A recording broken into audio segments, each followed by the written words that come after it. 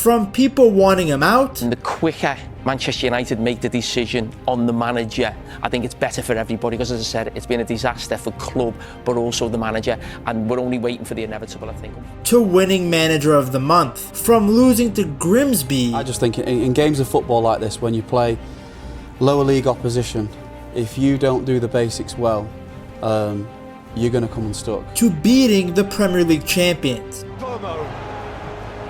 Back in by Fernandes. I want you guys to continue with the narrative that you are. So don't change that. That is best for me. No, you continue now with the same narrative. From looking like he wants to off himself, You can feel it that something has to change, and you are not going to change 22 players again. to smiling again, Ruben Amorim's journey at Manchester United has been a story on its own. It has now been over a full year since Ruben Amorim landed in England and walked into Carrington as Manchester United's new head coach. A lot has happened since then. Some very bad moments, a few good ones, and recently, some hope. Now, Amorim walked into an already chaotic environment. Walter White had left a mess, and it was Amorim's job to clean it up. He immediately tried to raise the standards at the club. This is why United signed Brian Mbeumo and Mateus Cunha, hard-working players who have helped improve training energy right away. This is also why certain players were immediately booted out by Amorim. It was not a disciplinary thing. Next week, next game, new life. They are fighting for the places, but for me it's important the performance in training, the performance in game, the way you dress, the way you eat, the way you engage with the teammates, the way you push your teammates. Everything is important in our context in the beginning of Sunday, when we want to change a lot of things, when people in our club are losing their jobs. We have to put the standards really high. He's honest, very honest, and actually sometimes brutally direct. Even Manuel Ugarte, who played for him at Sporting, wasn't spared. Reportedly from The Athletic, Amorim told them in front of the whole squad that his work rate had dropped and that he wasn't the same player he used to be. That shocked some players in the locker room, but it also made it clear that Amorim treats everyone the same. If you're not performing, he'll let you know, and he'll say it in front of everyone. I actually think he wasn't harsh enough on Ugarte. When you watch him play, he's had some stinkers. And let's just say work rate is the least of his worries, considering his second touch is always a tackle. Oh my God, bro. Oh, hell no, man. What the fuck, man? Get your ass on, boy.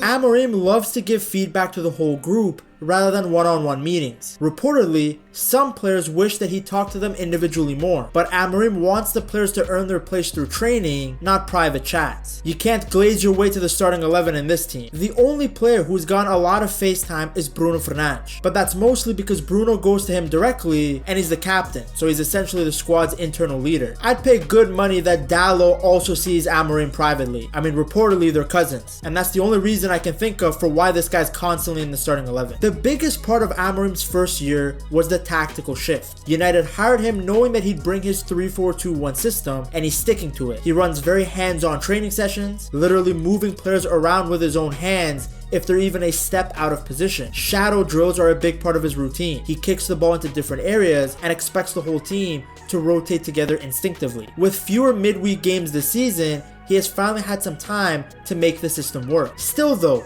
not everyone is convinced the back three is perfect for the squad. And I've never been one of them saying he has to change his system. A lot of managers speak and say, I've got a certain the system might change, but my style doesn't. His baby is his system. It's like asking Jurgen Klopp not to press or Pep Guardiola not to play short passes through the middle of the pitch. This is what he is. That's on Barada or Jason Wilcox or Jim Ratcliffe. They brought him in. Talking about him changing centre-backs, a stat came out that he changed in his 49 games, 42 times he's changed the back three. He did that at Sporting Lisbon. You knew that when he came in, the powers that be. So that's the big problem there. Jason Wilcox, the club's football director, has even said that he prefers a 4-3-3 style like Manchester City's. Reportedly, him and Amorim have talked about it a lot. Now, the Portuguese man has occasionally used a 4-3-3 shape in training, but that's only for specific phases of play. He's even joked that not even the Pope can make him fully abandon the back three. No. No one's, not even the Pope. Something got it will not. This is my job. This is my responsibility. This is my life. Hopefully one day I find a girl that loves me as much as Amorim loves the 3-4-3. He told Owen Hargreaves in a TNT Sports interview that this 3-4-3 isn't meant to be United's final version. He keeps saying the same thing, that the system will evolve. I'm always saying the same thing. This is going to evolve. We are going to change the system. But it's not a normal system, and sometimes you take longer to go from this system to another systems. That's what I'm doing. I'm just trying to coach the team the way I see football. Now he's using this formation to drill his football principles into the players so that they can later use those principles in different shapes. But the obvious question is, will he ever actually change? Well, the thing is, when we look at Amorim's journey, you understand why he lives and dies by his system. It seems like it wasn't that long ago that Ruben Amorim was a player himself. In fact, here he is, being subbed on for Cristiano Ronaldo. But despite his 14 caps for Portugal and playing for Benfica as a central midfielder, Amorim knew that he would be better as a manager than a player. Makes sense, I would discard him every time I packed him in FIFA. After retiring in 2017, Amorim swiftly transitioned into coaching. Well, who better to learn from than one of the greatest managers of all time, in Jose Mourinho. Amorim spent a week-long internship under Mourinho in 2018, back when he was still managing Manchester United. Mourinho had done the exact same thing when he was rising through the ranks, working under Sir Bobby Robson at Sporting, and he did the same thing with Louis van Gaal at Barcelona. After some learning under the Great One, Amorim decided it was time for him to actually start managing,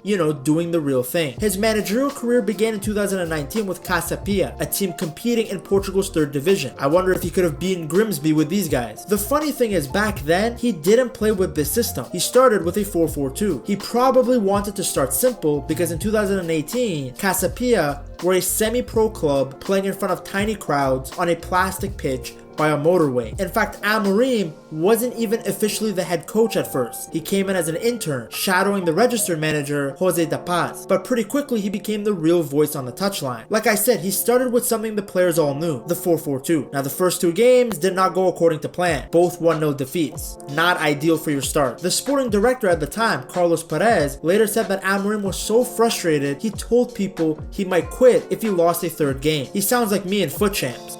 Man, I'm gonna break my monitor, I swear! Thankfully, in their next game, Casa Pia won 4-0. That win kicked off a 6-game winning streak. And then it was around that time that Amorim shifted into a 3-4-3. Exactly when he changed depends on who you ask. Reportedly, some say it came after 4 games. Others swear it happened for that 3rd game. The reason for the switch was pretty simple. The first 2 losses shook Amorim, and defensively they were more open than your local hooker. His childhood friend, Bruno Simão, who signed for Casa Pia as a left back, was moved into a left-sided center back in the new back 3. Simão later explained that the shape change was mostly about defending transitions better. Opponents were pushing 5 players forward, and with only 4 at the back, Casa Pia struggled to cover all the space. In the 3-4-3, the backline can drop into a back 5, so they're not outnumbered. Reportedly, the biggest change was how much time Amorim spent working with the 5 defenders. He drilled them constantly, on their positioning and coordination, but in the attack, not much changed. The offensive ideas were basically the same. The players didn't need a big sales pitch to buy in. According to reports, Amorim is very good at getting everyone to believe in his ideas, so the transition felt natural. Him being charismatic and a good speaker and not bald is probably one of the biggest reasons he still has a job. The results back then helped too. They started winning games and controlling matches. Amorim only coached 20 official games at Casa Pia before he was banned by the Portuguese Federation for not having the proper licenses. I mean, look at him. He looks like someone that would scam you in the bazaar. He resigned, but the 3-4-3 stayed. The team kept playing that system even after he left, and they ended up earning promotion to the 2nd division despite a 6-point deduction. Amorim's innovative tactics and his leadership at Casa Pia really laid the groundwork for his future successes with clubs like Braga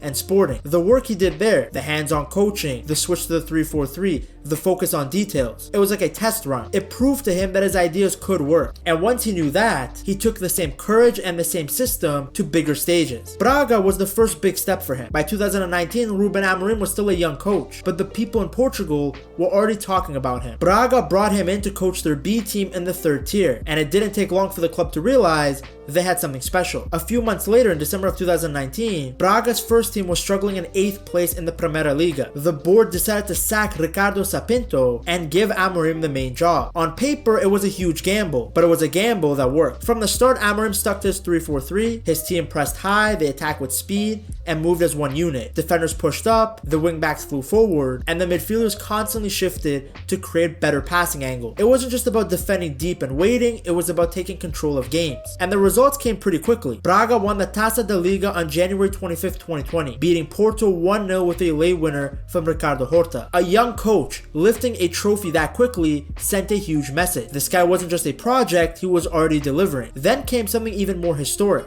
On February 15th, 2020, Braga went to the Estádio da Luz and beat Benfica 1-0. It was their first away win there in 65 years. João Paulinho scored the goal, but the bigger story was the attitude. Braga didn't just go there to survive. They went there to compete, and they did exactly that. In Europe, Braga reached the Europa League round of 32 under Amorim. They eventually went out to Rangers, losing 3-2 in the first leg and 1-0 in the second. But even in defeat, they looked organized and brave. You could see there was a clear plan in and out of possession. Because of all of this, it didn't take long for bigger clubs to circle in. In March of 2020, Sporting decided they had seen enough. They paid his 10 million euros release clause, which was a record fee for a manager in Portugal at the time. That amount alone showed just how much belief they had in him. Braga fans were split. They were proud of what he had done, but frustrated to lose him so soon. But in reality, this was always going to happen. They were always a stepping stone. But they did provide him the stage where Amorim was able to prove his football could win big games and trophy. When Amorim arrived at Sporting,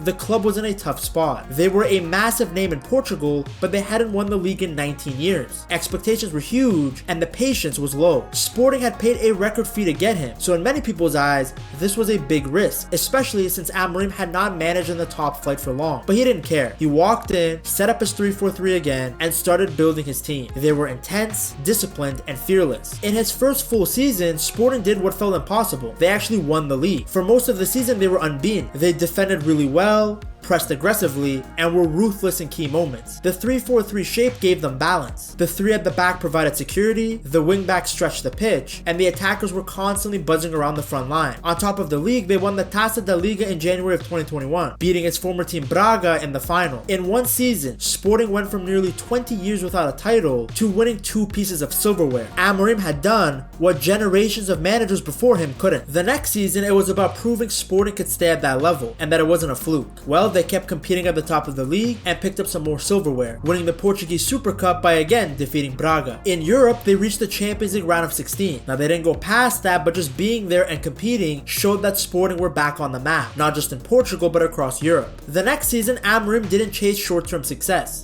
He doubled down on the youth. Sporting's academy had always been famous, and under him, it came alive again. Young players were promoted, trusted, and given real minutes. You guys know Nuno Mendes? He's now the best left back in the world, but at the time, only Amorim knew his potential. He balanced experienced pros with academy kids and turned the team into a proper system rather than a collection of individuals. They finished runners-up in the league and reached the Europa League quarterfinals. The structure of the team was getting stronger. Then in the 2023-2024 season, Sporting became champions of Portugal again, claiming their 20th league title. They were consistent, they were dangerous in the attack, and very hard to break down. I mean, they beat Casa Pia 8-0, which was their biggest league win since 2018. The same club where Amorim had first tried his ideas was now on the receiving end of his finished product. By that point, his philosophy was very clear. Everybody knew his 3-4-3 system. I mean, he had even used it to embarrass Pep's Manchester City in the Champions League. When you look at what Amorim did at Sporting, it's identical, but the pattern was very similar. Fast impact, trophies, and a clear identity. Mourinho needed 2 seasons to build a monster. Amorim ended Sporting's 19-year title drought in his very first full season. But the big difference between the two was, of course, their performances in Europe. Mourinho conquered it. Amorim never got that same kind of European success with Sporting, and even though his teams were strong enough to compete and even top their Champions League group at one point, it always felt like a what if, mainly because he left them mid-season. So when Amorim arrived at United, there was a lot of hype around him. He was coming in mid-season, so it was always going to be difficult for him to instill his philosophy and get the team to perform right away, but the club saw it as an investment for the following years. But from the get-go, it was a mess. Loss after loss, humiliation after humiliation. The team was in the top half of the table when Amorim was hired. They were in a relegation fight by the time the season ended. Do you sense that you're being drawn into a relegation battle, though, just 7 points above the bottom three. That is really clear, and we have to fight. It's a really difficult moment, one of more difficult moments in the history of Manchester United, and we have to address it with honesty and to be clear with that. We have to fight. When the results were poor last season, Amorim even considered walking away. As we have seen with this guy's history, sometimes he's just ready to rage quit after losses. But this season, he seems way more committed to the long-term project. A big sign of support came when he was invited to the first Ineos-era football board meeting. The owners have continued to back him publicly. Even with recent setbacks, the wins against Sunderland, Liverpool, and Brighton brought momentum. Draws against Forest and Spurs showed improvements, but of course also some ongoing issues. The results compared to last year show progress. United were 14th with 11 points after 9 games when he arrived. After 11 games this season, they were 7th with 18 points. The past year had a lot of drama. The whole Rashford exile, Amorim breaking a dressing room TV, forcing out Højlund, a cup final loss, and a 15th place finish. But now the overall trend is upward. The team's expected goals graph also shows a real improvement. There's still a long way to go. As we have seen with Manchester United, one week when they win they're the best, the next week when they lose they're the worst. That's what happens when you're that big of a club. But compared to where United were last year, it really does feel like a step forward, even if it has been a bumpy road. Amorim has pushed for a better connection with the fans. Reportedly, he's made a rule that half the squad must sign autographs before games and half after. He stays behind after matches for photos. He even comforted a nervous 4-year-old girl during a visit to Carrington. I guess it's easier to do these kind of things when you're winning matches. At the same time, he's been ruthless when he needed to be. He created the bomb squad. That was Rashford, Garnacho, Anthony, Sancho, and Malacia. Interestingly, later on, he asked the squad about bringing Malacia back after the window closed, and he listened to their feedback. I legit thought this guy was dead or something. I never saw him in team photos, not a post, nothing. Injuries are also down, partly because he refused to play anyone who isn't physically ready. This season is about one thing: progress. And for the first time in a long time, the direction does look positive, even if it's not perfect. Now, one guy that's been helping the progress is Bryan Mbeumo. To get his jersey, go to buygamejerseys.com and use code PETTALKS at checkout. To see his journey and how he got to Manchester United, you gotta watch this video right here.